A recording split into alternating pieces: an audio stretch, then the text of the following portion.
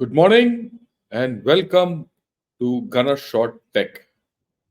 Uh, in this episode, we're going to understand how machines speak, how machines understand everything in a very, very fundamental manner. Because most of us, when we talk of machine language, AI, etc., everything sounds Greek to us. So let's get this Greek into a language, into a simple method as to how we can understand it. And for this, I have my son Vijay, who's a software engineer, who's done his PhD, who's going to explain to us the fundamentals of how machines speak. And uh, Vijay, welcome. Hi, And Dad. how How are you? things? Oh, I'm fine. How things there? Things are good. We are finally getting into the thick of 2024. So, Yeah, a lot of excitement on AI and things like that. But yeah, you gave me some good ideas after the last couple of shows that we did, that we need to make people understand the basics, from a layman's point of view of how machines speak. So, what do you have in store for us? And the floor is all yours. yeah, thanks. And thanks for having me back. Admittedly, it has been a little like a few weeks have gone by since we spoke about this stuff. And we've been chatting about AI, and you've been having other guests and been talking about AI. Everybody's been talking about AI for the past year and a half now. But I felt like it was important to start picking at some concrete ideas that AI rests on today, at least in the sphere of natural language processing, or NLP, as machine learning experts, AI experts like to call. uh, so I thought I would just try to introduce this in as brief a manner, as simple a manner as possible. So today we're going to talk about vectors, uh, and we're going to talk about how words are really represented for machine learning models. How does that sound? Yeah, Okay, that's excellent. fine. So I will go ahead and share my screen because I have some slides. This is going to be Yeah, go more of ahead. a show and tell episode, and there will be some basic geometry and coordinate geometry related slides, but then we're going to look at some fancy pictures. So, and there's Oh, going to be a fine. live demonstration of something in between. Okay, so let me just go ahead and share my screen. uh, all right, and so let me know if you can see my screen.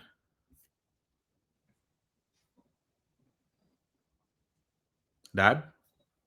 Yeah, it's there on the screen. Perfect. So uh, So we're going to talk about vectors. We're going to talk about how machines speak or how machines understand, but largely how machines or machine learning algorithms really encode text, words, sentences, right? But we'll start our discussion with just words. We'll just understand how words are encoded so that machines can reason about them. Machine learning algorithms can reason about them. So humans understand words like humid, blog, June, page, right? But machines don't, AI models don't understand any of these words. What AI models understand are numbers. They understand one, two, three, four, five, six, seven. They also are very good at understanding number sequences. So when you string or put together a sequence of numbers one after the other, uh, that's called a vector. That's a number sequence. It's called a vector. And machines and AI models specifically are really, really good at understanding these number sequences. They're good at understanding these vectors.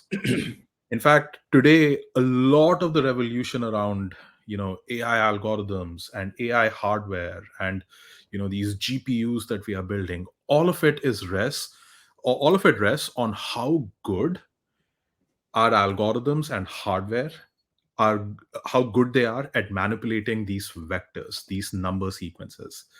So you can think about uh, age-old techniques around matrix multiplication, matrix manipulation. If you've studied that stuff in schools and colleges, all of that stuff is getting applied today in real time. So all of machine learning, in summary, can be boiled down to how good the algorithm is, how efficient it is at manipulating these vectors or matrices, right?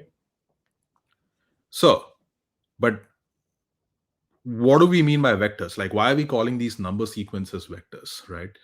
That's a good question. So, if you have studied physics or if you've studied coordinate geometry, we know that you can talk about vectors in terms of coordinate geometry, like on an XY plane or an XYZ Cartesian plane. So here is an example, right? So you have 3 points. Uh, I hope you can see this slide, but you have 3 points A, B, and C.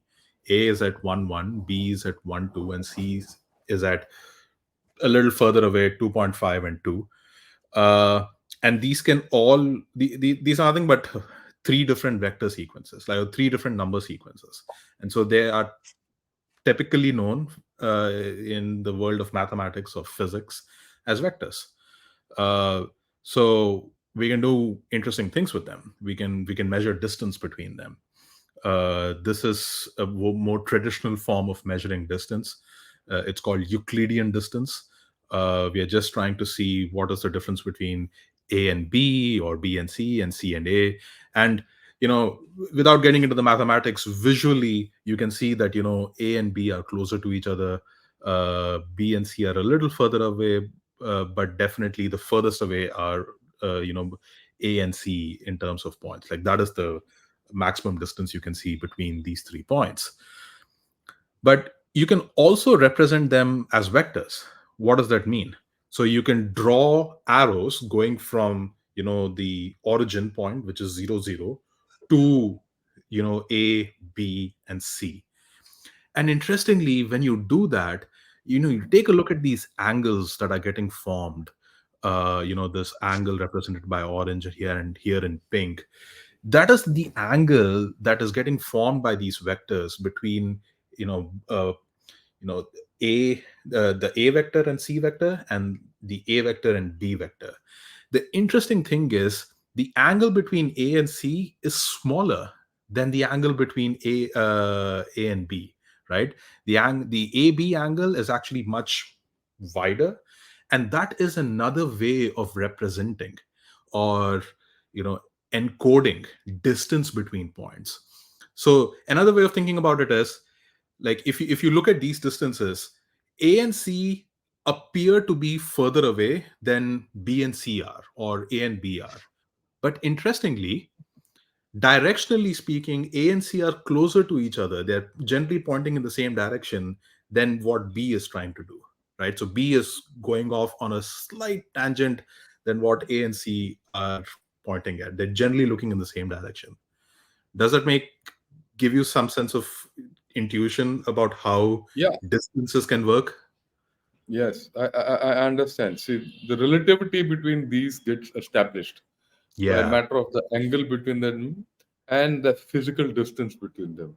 right. So you when you manipulate this relativity, I suppose some kind of intelligence starts happening. Exactly. So these are nothing but two different ways of representing distance between different points on a two-dimensional Cartesian plane. Right. One is you actually measure the tape distance, like the Euclidean distance, or you Yeah, measure what this is known as cosine distance. So you take the angle, you measure the angle between 2 points, like the angle that it forms with the origin, and then you take a cosine of that angle and you get a number between 0 and 1. And so that's another way yeah, of measuring cosine. 0 means that they're almost the same, yeah. 1 means Yeah, they're then further apart, right? The 0 to 90 degrees. Exactly. Okay. So the interesting thing now is, what do you do with this?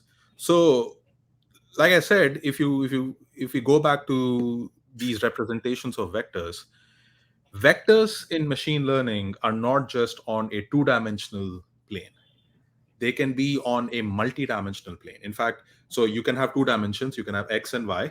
You can have x, y, and z. So that's the three-dimensional world that we are living in. Or you can have a dimensional space that is 1,000, right? In a two-dimensional plane, all points a, b, and c will have only two values. In other words, it's a pair or string of two numbers. In a three-dimensional plane, you will have a all points will have three numbers associated. Three numbers. Yeah. In a thousand dimension plane, you'll have every point will have thousand numbers. Yeah. Same. Okay. So what that does, interestingly enough, is now all of a sudden, instead of calling them A, B, and C, you can actually ascribe words. Or what we really end up doing is we can ascribe these vectors, these number sequences to words. So here again, in this toy example, I'm saying 2.52 is humid, 1 1 is water, and 1 2 is drink, right? So you But converted A, B, C into water, drink, and humid. yes, actual Okay. English words that you and I can Yeah. understand, and it can be in any Yeah. Same. language. Yeah. But instead of thinking about them as just two-dimensional vectors, think about them in terms of a thousand-dimension vector, right? Okay. When you go at that scale, all of a sudden you can actually capture the similarities and the disparities between words in a much richer environment, right? You don't only need to place them on a two-dimensional scale. You can, and we will see how we can do that in a bit. But if you go beyond what is visually possible and start putting these words in a 100 dimension plane or a 500 dimension plane or a 1,000 dimension plane, all of a sudden you can figure out the subtle differences and the subtle similarities between these words. For instance, the word bank is a common example that is used. Uh, the word bank can mean a riverbank, or it can mean a place where you go put money, Money. Yeah. right? But the word bank so can have relationships between with a river or money. When and how those relationships are stronger or weaker depends on the context in which it is used. So if you have the larger the dimensionality in which you represent these words, the better you can start capturing that nuance. Like if you say bank Yes. in a sentence, what does it mean? Like, should I match it with sentences that are talking about bodies of water, or should Water. I match it with Yeah. sentences that are talking about money, Get that. right? And these multi-dimension spaces, like once you've created uh, such multi-dimension spaces and actually given values or given vectors to each word, or sentences given vectors to sentences, you basically end up with what you call embeddings. And embeddings are what are a useful and important byproduct of a lot of machine learning algorithms when they are training. So in machine learning, you have a training phase and you have a actual deployment phase, right? So when the machine learning algorithm is training, where it is learning, where it is being fed information and it is trying to learn uh, what bank means, what the word bank means in different contexts, uh, it is actually creating this multi-dimension space for all the words and sentences and phrases that it is coming across, and it ascribes these vectors to all the data that it comes through, that it goes over, and that output is called an embedding. So it's an embedding is a way by which you can take words and convert them to vectors, and they are byproducts So of that machine means each learning. word will have a vector of y, and it is embedded as a vector. I Yes, mean, what it is I get to understand is that each word is embedded as a vector, and that vector has to be in a context. the vector has to be in a context, exactly. And when you put all of these vectors together is when you start to see how the machine learning model, the ML algorithm, really Starts working. contextualizes and understands these words. Yeah. Okay. So now what we'll do is we will go to a visualization. Like we've been talking in abstract Yeah. terms. I apologize now if some viewers are not able to see this on their mobile phones. I really encourage you to go take a look at it on bigger screens. But I will shift to a interesting visual demonstration. So here is a interesting demonstration. Let me just stop this. Oh no. Okay, so these are about 10,000 different words, and they have vectors. They have vectors assigned to them. Their dimensionality is about 200. So each word is represented by a string of 200 numbers, right? And there are about 10,000 such numbers. So here, what you're seeing is you basically collapse that entire 200 dimensionality space on a simple, xy coordinate space here, just so that we can visually understand where each of these words are, you know uh, end up relative to each other.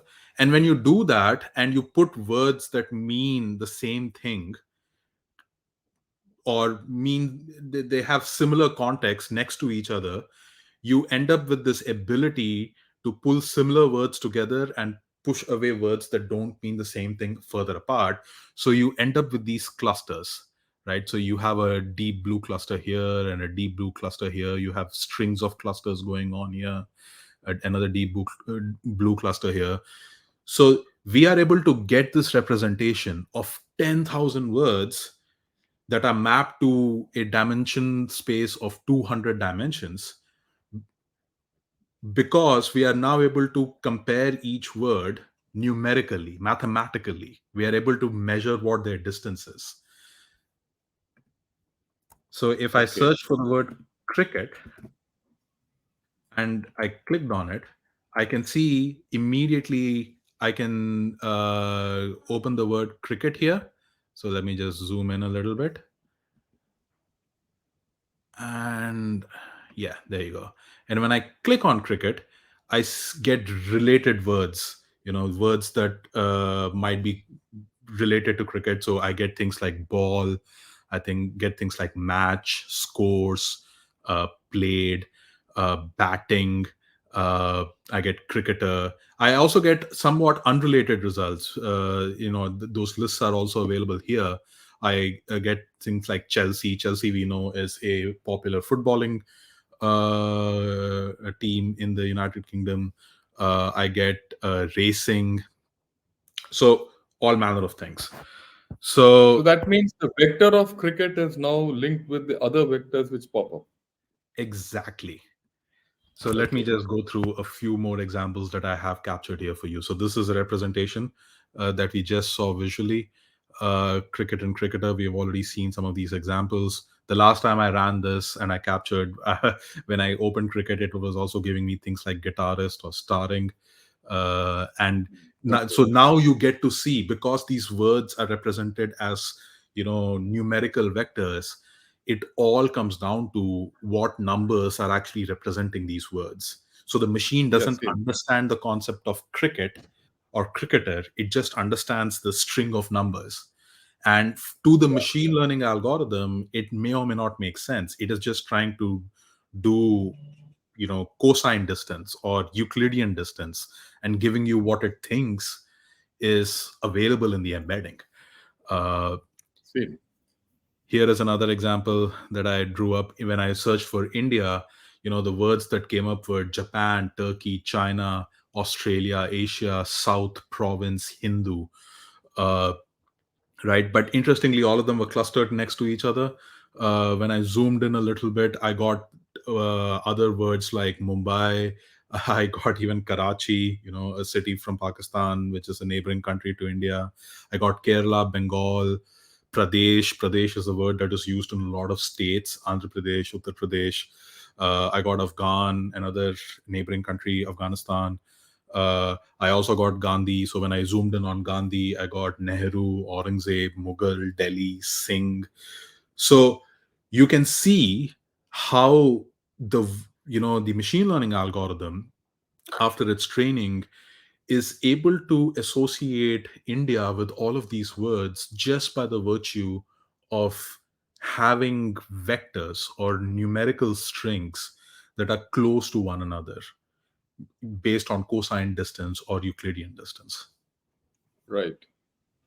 So that means the whole story is how do you make these vectors relate to each other and train with each other so that you get some logic out of the whole story. So that That Gandhi doesn't give you Aurangzeb, but Gandhi gives you Nehru or probably freedom or things like that. So you have to train that vector of Gandhi to search for other vectors in the context in which you are talking of. That's exactly right. And so it really comes down to when you're training, you want to train on the right sets of data. You want to train not on junk data to make sure that Gandhi lands closer to Nehru than it does to Aurangzeb.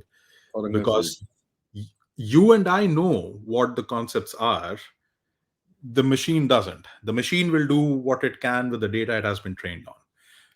So and I wanted to show these examples with these imperfections primarily to highlight both the amazingness with which sometimes it gets things right, but also the fragility involved in relying on just numerical strings when you're trying to capture so much nuance in the world.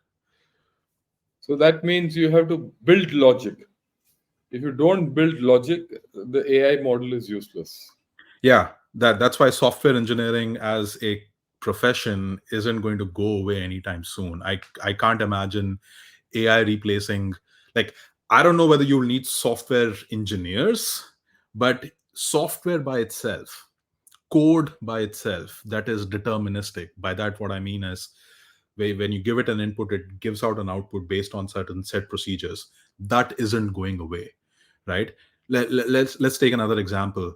When in the Apollo missions, for instance, uh, when those pilots were landing the lunar lander, right, on to the moon for the very first time, they had entire booklets. Like they didn't have they had an onboard computer, but also they had entire booklets of procedures, right? Those procedures are to be performed in those exact orders, that exact sequence as listed in the procedure booklet, manually by the pilot, manually by the astronauts. The onboard computer was never a substitute for those manual interventions in the manner that was prescribed to the astronauts. Similarly, AI, for all its amazingness, its ability to seemingly deal with a lot of nuance and ambiguity, is never going to replace that onboard computer that you now have not just on space flights but also in aircrafts.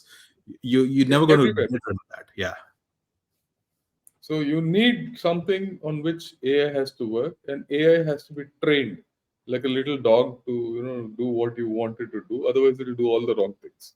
exactly. Yep. Yeah, yeah, that's a very interesting way of putting everything across. Yeah. And right, so what Vijay said today is that we need to understand how AI gets represented in your computer. How we think of AI and how that whole thing is reduced to a mathematical equation, and that mathematical stuff is then processed, reprocessed back to what you wanted it to do, and that has to be trained again to get logic out of the whole system. And even when you get the logic out of the system, you need a whole lot of software to get to that place. So this is the entire circle of AI. It's obviously a time consuming effort, and AI is as good as the effort you put in. So it's virtually like garbage in and garbage out, right? If your logic is not right, if your logic is correct and it is in, you get logic out. Otherwise, it's garbage in, garbage out. Uh, Anything more you want to say on this? No, I wanted to keep this one very simple. It's a very basic Yeah, fine. concept. As long as you understand that and you understand the fragility and the simplicity of the approach, a lot of other things start to make sense about how AI works the way it works. Right. That was quite an interesting and a simple kind of an explanation. Uh, Thanks a lot. Yeah. And till next time, take care